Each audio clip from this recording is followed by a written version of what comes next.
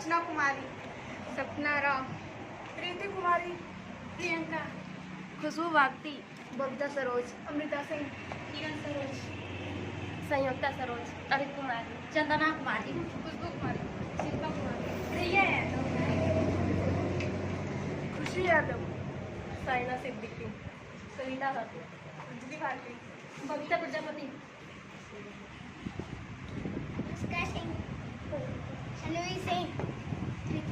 Ali furrows, Saurabh Kumar, Aditya Arya, राज बाबू, अश्वनी प्रताप, गौरव राज, विशाल कुमार, विपिन कुमार, अभिषेक सरोज, गोपाल सरोज, निखिल कुमार, हिमांशु अरुण कुमार, विशाल बाटी, पूजा भारती, यश पाल, नितिन आर्या, इंदु भारती, ग्राम गुमाडी। ये इंदु भारती जी हैं और आपके सामने जो दिखाई दे रहे हैं मंगेश भारती जी आपकी जीवन संगिनी है।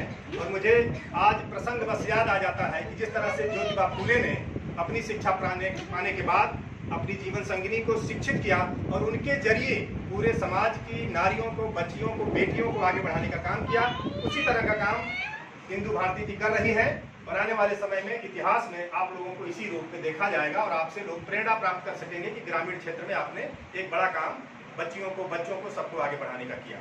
और आज मैं आज के विषय पर थोड़ा चर्चा करूंगा। आज का दिन 5 सितंबर है, जिसको शिक्षक दिवस के रूप में मनाया जाता है।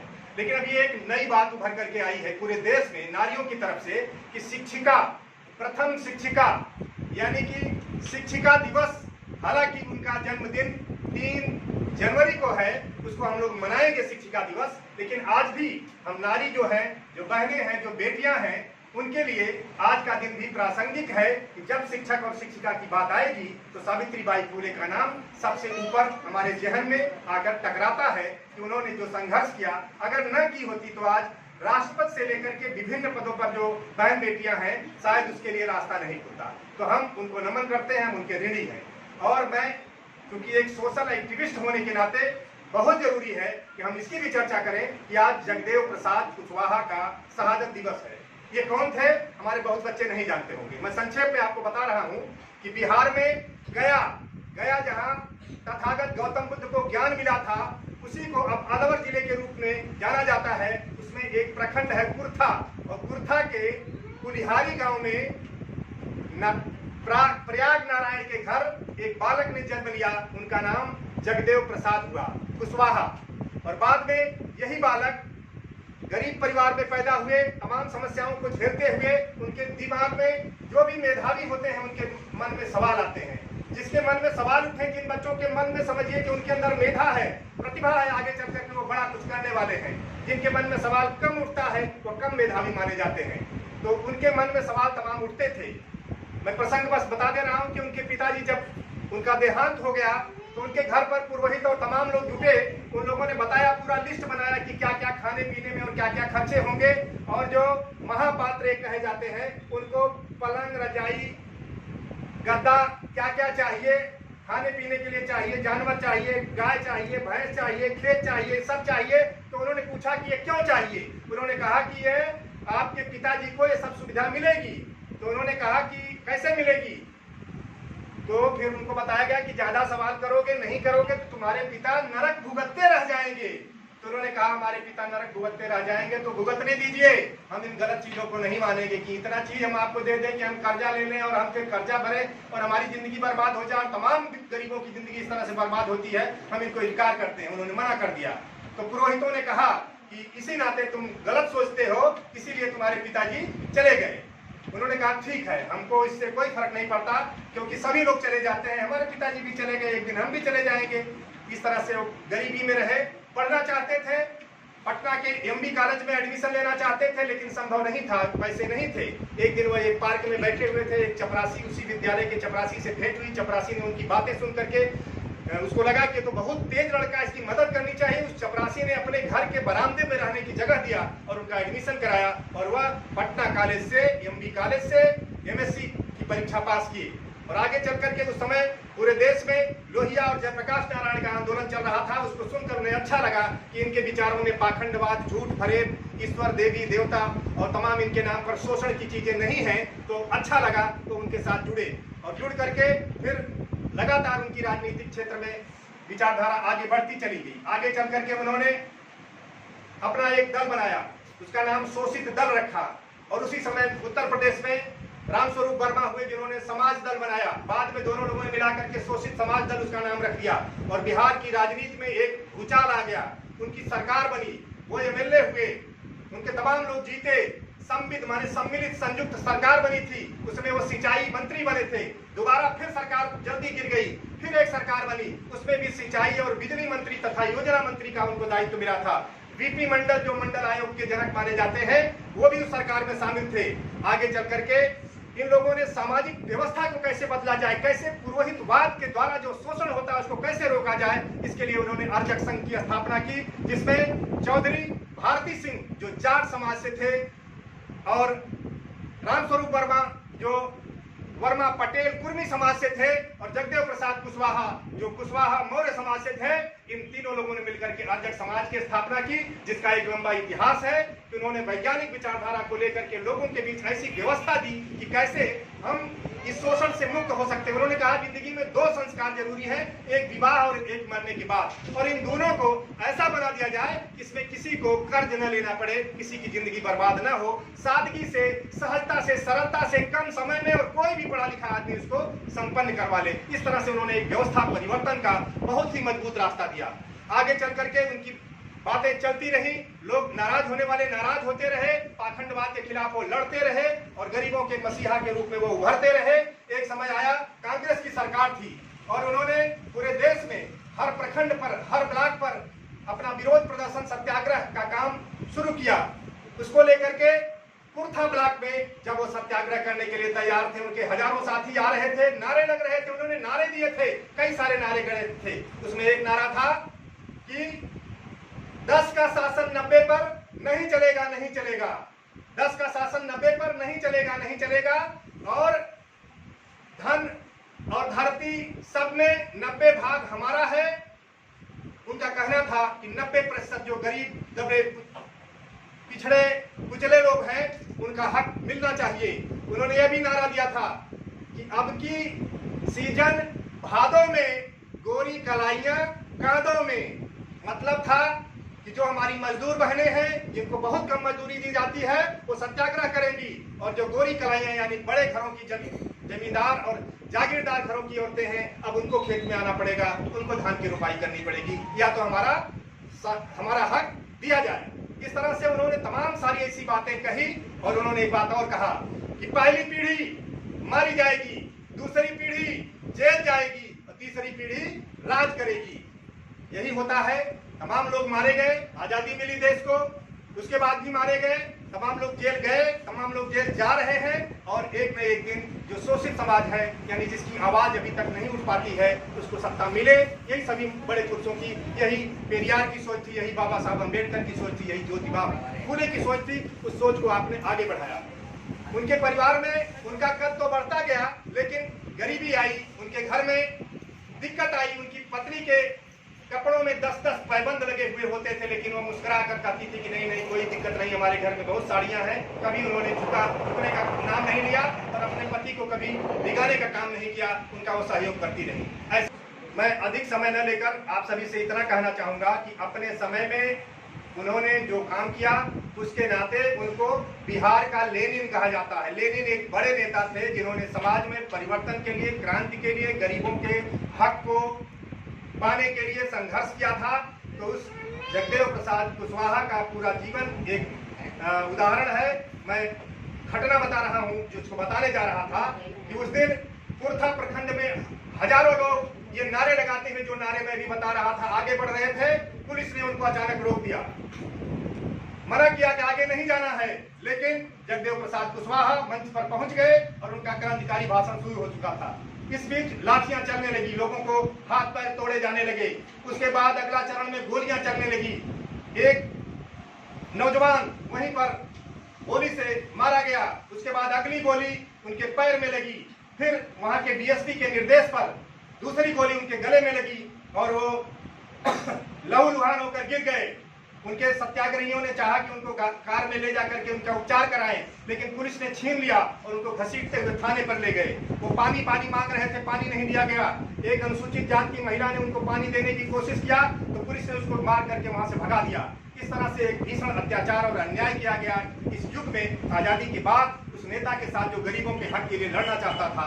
तो आज ये उदाहरण हमारे सामने है कि उन्होंने अपनी प्राणों की आहुति दे दी, लेकिन आने वाले समय में उन्होंने जो कहा था वो सब कुछ साकार होगा। और हम सबको चाहिए कि हम सत्य के लिए, न्याय के लिए, इंसाफ के लिए, भाईचारा के लिए, बराबरी के लिए, प्यार के लिए लड़ते रहें, कभी भी नफरत और अन्याय का काम न करें। यही हमको उनसे सीख लेनी है। और मंगेश भारती जैसे लोग जो समाज में काम कर रहे हैं, शिक्षा का काम कर रहे हैं, ये सबसे बड़ा काम है। मैं चाहूंगा कि इस अवसर पर मंगेश जी अपने 2 शब्द कहें अपने इन विद्यार्थियों के लिए। हम उम्मीद करते हैं कि आने वाले समय में इन विद्यार्थियों में से कोई IAS बनेगा, कोई PCS बनेगा, कोई डॉक्टर बनेगा, कोई इंजीनियर बनेगा, कोई किसान बनेगा, कोई नेता बनेगा और समाज के सभी क्षेत्रों में आप फैल करके इस समाज को अच्छा बनाने का काम करेंगे। अगले 10 साल बाद ये रिजल्ट आने शुरू हो जाएंगे। मैं इसके लिए बहुत साधुवाद देता हूँ इंदु भारती जी को और मंगेश भारती जी को भी, और उनसे चाहूंगा कि अपने बच्चों को और इस अवसर पर अपना जो भी संदेश है हम सबके लिए दें।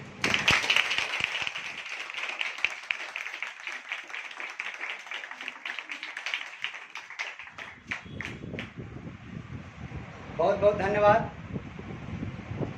जैसा कि आज हम सभी लोग 5 सितंबर यानी कि शिक्षक दिवस के उपलक्ष्य में इकट्ठा हुए हैं, और मैं धन्यवाद करता हूं कमला सर का और उनके साथ आए हुए कैमरामैन जी का कि आप लोगों ने अपना अमूल्य समय निकालकर इस संस्था से जुड़े शिक्षक दिवस के अवसर पर हम लोगों का हौसला बढ़ाने के लिए यहाँ पर आए।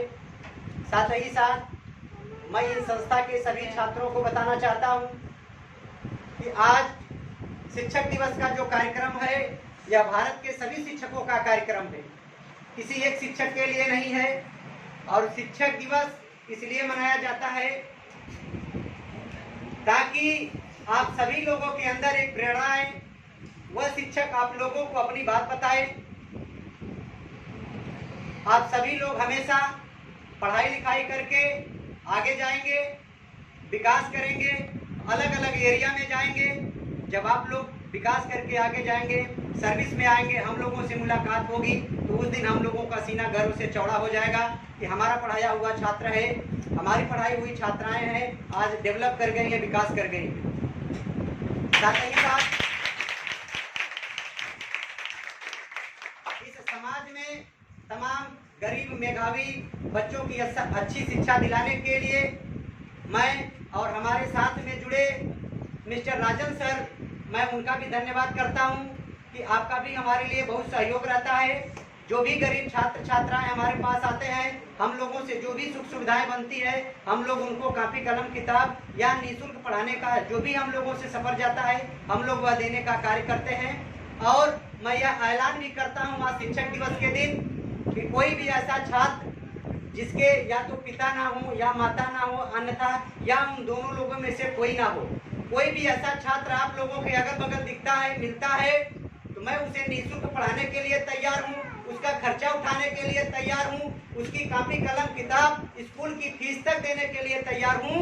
अगर ऐसा कोई छात्र आप लोगों के अगल बगल मिलता है तो आप उसको एक बार ला करके हमारे पास मिलाइए, हम उसको पढ़ाने के लिए तैयार हैं, उसकी जिम्मेदारी उठाने के लिए।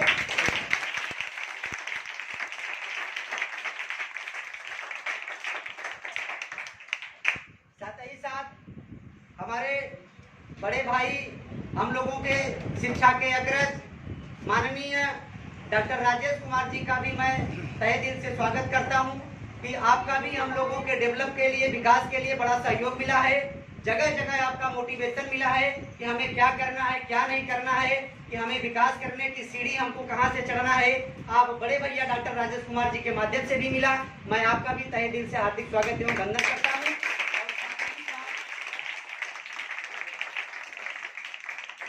आज इस कोचिंग के लिए, इस संस्था के लिए आप लोगों ने अपना अमूल्य समय निकाला। सबसे ज्यादातर मैं कमला सर और साथ में उनके आए हुए कैमरामैन जी का भी मैं हार्दिक स्वागत एवं वंदन करता हूं कि आप लोगों ने मुझे इस काबिल बनाया, इस काबिल समझा कि आप लोगों ने अपना समय निकाला, यहाँ तक आए और हमारे बच्चों का भी हौसला बुलंद किया। इसके लिए एक बार मैं पुनः आप सभी लोगों का हार्दिक स्वागत एवं वंदन करता हूँ। जैसा कि आज आप लोगों को मैं बता देना चाहता हूँ कि हमारे सहपाठी, हमारे सहयोगी मिस्टर राजन कुमार जी हमारे साथ में हैं और हमारे बड़े भैया डॉक्टर राजेश कुमार जी हमारे साथ में हैं। मैं आप सभी लोगों का हार्दिक स्वागत एवं वंदन करता हूं और आप लोगों से आह्वान करता हूं कि आप लोग भी शिक्षक दिवस के अवसर पर 2-2 मिनट हमारे बच्चों को मोटिवेशन देने का काम करें। मिस्टर राजन कुमार जी।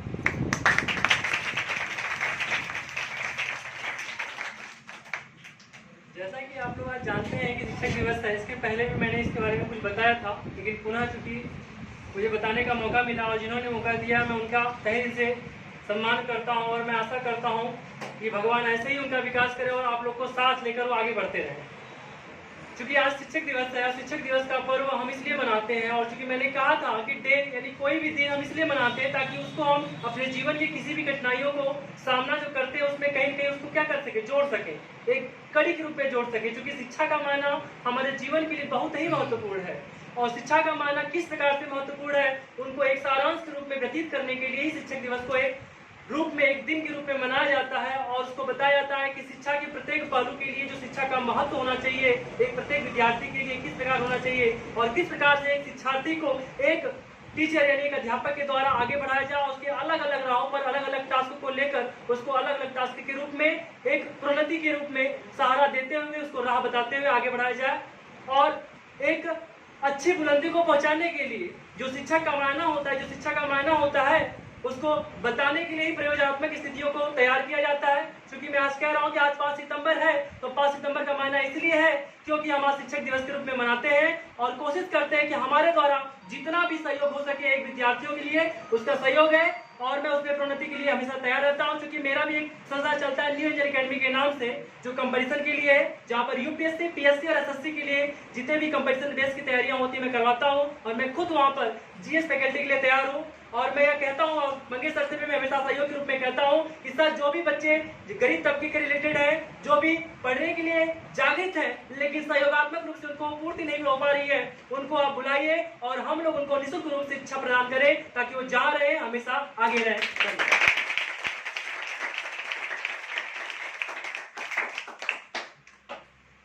अब इसी की अगली कड़ी में मैं बड़े भैया डॉक्टर राजेश कुमार जी से आह्वान करता हूं कि आप भी 2 मिनट में अपनी बातों को रखने का कष्ट।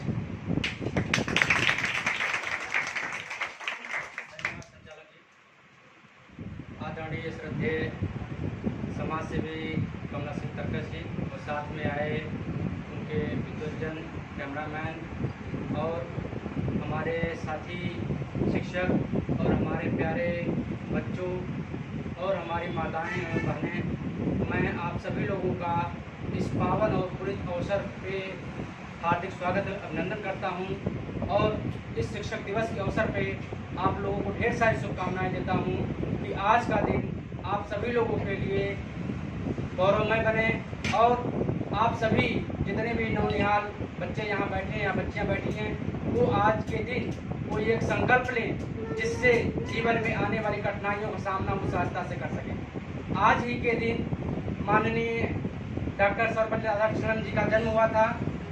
उन्होंने आज के दिन को कहा कि शिक्षक दिवस के रूप में मनाया जाए, तो आज उनके अवसर पे हम लोग शिक्षक दिवस को मनाते हैं। किंतु हमारे समाज की अगर बात किया जाए तो हमारे समाज का जो शिक्षा का स्तर है आप सभी लोगों से अछूता नहीं है। हमारे समाज की जो पहली शिक्षिका श्रद्धेया सावित्रीबाई फूले और उनके पति आदरणीय ज्योतिबा फूले जी के द्वारा यह संसार को शिक्षा का एक भेंट दिया गया है। आप सभी लोग जितने लोग यहाँ बैठे हैं, आप सभी लोग अधिकतर एससी ओबीसी के बच्चे होंगे या कुछ लोग जनरल के होंगे। अगर आपको यह शिक्षा प्राप्त करने का जो अधिकार मिला है इन्हीं महापुरुषों के द्वारा मिला हुआ है। यदि वो महापुरुष अपना त्याग और बलिदान नहीं किए होते तो शायद आज यह दिन आपको देखने का अवसर नहीं मिला होता। आज का दिन हमारे लिए इसलिए पुनीत है क्योंकि हम जिस प्रकार से अपने कपड़े को समय समय पे धोते रहते हैं और धोने के बाद उसको पहनते रहते हैं, उसी प्रकार से हमारे मन का जो मैल होता है, हमारे मन के अंदर जो गंदगी बैठी होती है, हमारे मन में जो अज्ञानता बैठी होती है, उस अज्ञानता को दूर करने के लिए हमको शिक्षक के पास जाना होता है। और समय समय पर हम उस शिक्षक को धन्यवाद भी देना चाहते हैं, क्योंकि पहले की जो परंपराएं रही हैं कि गुरु शिक्षा प्रदान करने के बाद वो दक्षिणा लेता था, किंतु आज की ऐसी व्यवस्था नहीं है। हम अपने समाज को आगे बढ़ाने के लिए अपने गुरुजनों के जो दिए गए ज्ञान हैं उनको लोगों तक पहुंचाने के लिए गुरु को धन्यवाद देते हैं। तो आज का दिन आप सभी लोगों को एक बार पुनः बधाई और हार्दिक शुभकामना। आप सभी लोगों को धन्यवाद।